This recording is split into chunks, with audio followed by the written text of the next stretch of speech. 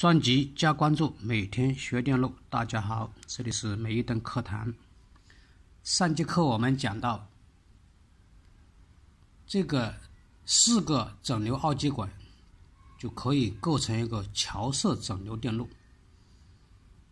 这个桥式整流电路，它可以把220伏的交流电压整流转换成直流脉动电压。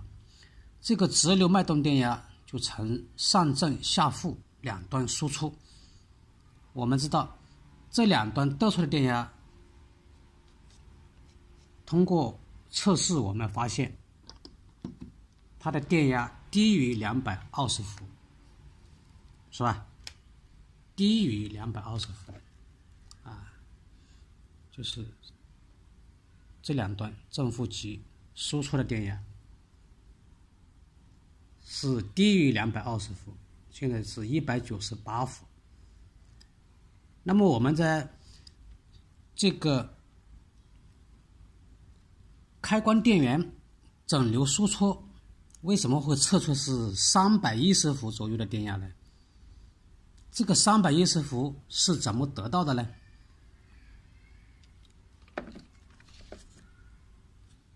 要得到310伏其实很简单，是吧？我们只要在这个输出两端并连上一个高压电容器高压电解电容器。好，我们来看，把这个10微法400伏的一个电解电容器，我们接上去。在接的时候注意正极接正极这是负极较长的为正极。好，我们把它焊接上去。接的时候千万不能够接错正负极，否则的话会爆炸会爆炸。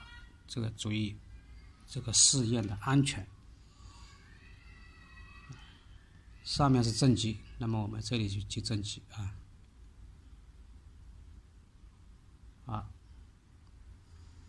那么负极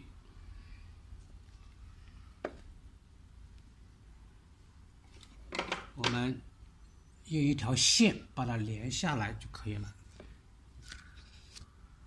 因为这个角现在已经不够长了，对吧？我们搞条线来把它连起来就行了。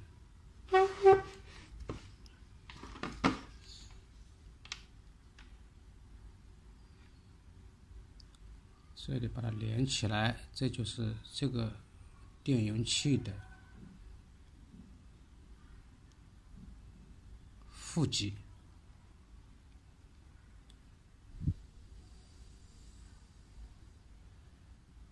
接在这个整流桥输出的负极，也就是这两个二极管的正极这个角位上，这边就是负极好，我们已经接好了。下面我们就来测试一下，再来测试一下这个输出电压，看看是多少伏了。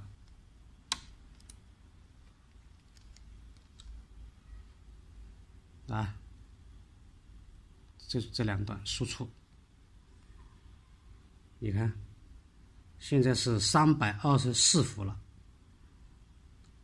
我们加了这个电解电容器上去以后，它马上就飙升到300多伏了。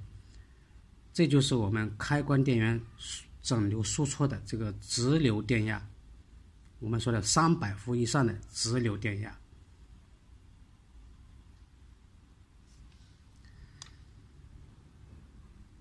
在整流桥后面并联一个电解电容器以后，这个输出电压为什么会从200伏左右升高到310伏呢？